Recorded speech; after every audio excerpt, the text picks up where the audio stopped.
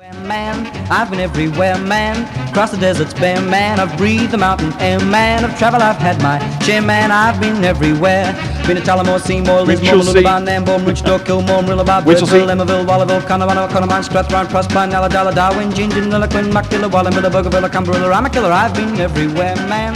I've been everywhere. I tell you what, some of those place names are starting to haunt me now as I try and find people who live there, but we are going more closely than that. We're going to a little town down the road, and Rob, you know this bloke better than I do, so you better introduce him in case he's your boss or something. And that song he may have even played the drums to in the band, the Hobby Hours many years ago. The drummer in that great band that entertained the Western District, John Knuckey. He's the the unofficial mayor of Winchelsea. Good morning and welcome. Hello, Robert. How are you? Good to have you. We go every week around some little village in Australia and talk about what's good about it. I'm very familiar with this one because I spent a lot of my life in it. You have never known any other place than the little hometown that you've spent, I think, 77 years in. Tell us what's good about Winchelsea. Well, it's obviously changed a lot in the last 10 years, that's for sure. Since the highway went through to... Since it was duplicated, it always went through, but it's just got a little bit more impressive now, hasn't it? Yeah, and the access to the bigger towns and the access to some subdivisions out here has brought a lot of young couples, which is fantastic, to the town. And so, the growth steadily occurs, doesn't it? A bit like Sunbury, I reckon, eventually. Yeah. The feature of the town you've got very close to recently, I think those... For the modern people who like a bit of nature and a bit of exercise, the Riverwalk precinct of the town is probably the highlight. You've been there a lot longer than me. What do you suggest might be even better?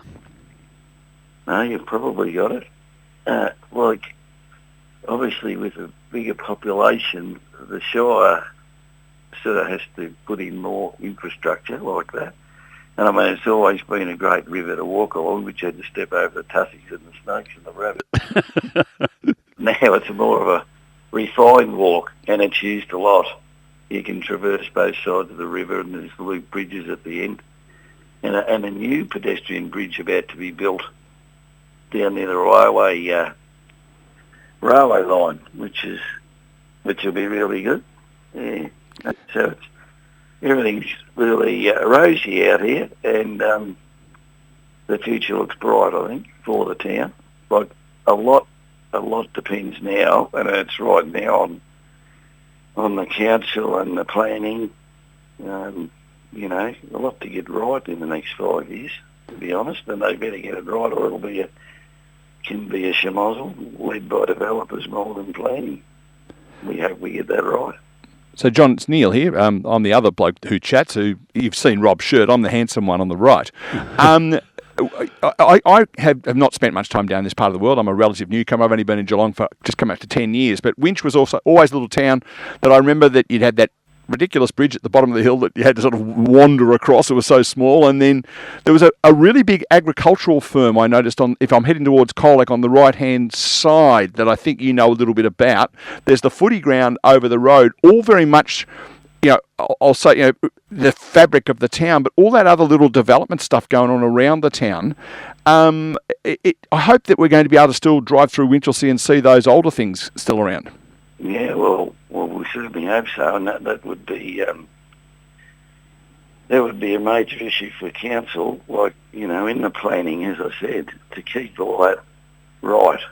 Yeah, so hopefully that will happen. Yeah, because it wants the village look to be kept, that's for sure. I guess in some respects it's a little bit like Inverleigh, still has that very village feel, even though it's got development around it. Very similar.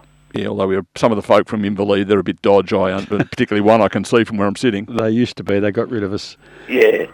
Now, John, the aforementioned machinery dealership is something else I wanted to talk to you. We are running out of time. Your family business, fourth generation, your two sons now motoring along, and some development with international connection recently must be really personally satisfying for you. Yes, it certainly is. And and the opportunity gets created for a little company like ours to manufacture gear here and export to now Canada, America, Denmark. And it's all happened really in the last 12 months, that opportunity, because we, as you know, we have a couple of niche machines that fit the growth of the ag scene in those countries as it does here, and you know, they've developed a really capable team to manufacture this product now. So in a small town it's important, you know, 30 employees, most of them live in Winch, and pretty critical, but we're very happy with the opportunity because it gives us a longer manufacturing season with that particular machine, which is important actually. Well, Rob's taking all the credit. He reckons since he started working there, the international things happened. It wasn't happening before he got there. Can he take any credit for it? Oh, he's probably right. No, please, no. I got to put up with that. He can talk. Oh, do you reckon? I occasionally get a word in. John, thanks for taking some time out. I know you're really busy, and I know that Winchelsea is a very important part of Rob's life, and it was really important we got a good representative of Winch, not just him, but someone who knows what they're talking about to talk about it. Thanks for being part of the show. Thank you.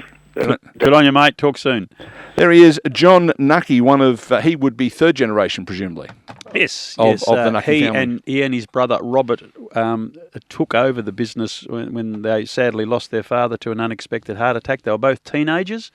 That was in the late 1960s, and have ridden the roller coaster that is the agricultural industry. We've talked about that often in this segment, but they have come out pretty strong at this end, and John's two boys are now bringing it into the modern era, you could say. So, no, I didn't have anything to do. I think the internet might have helped a little. And the word Rob Cameron and the word internet, they're so tightly intertwined, aren't they?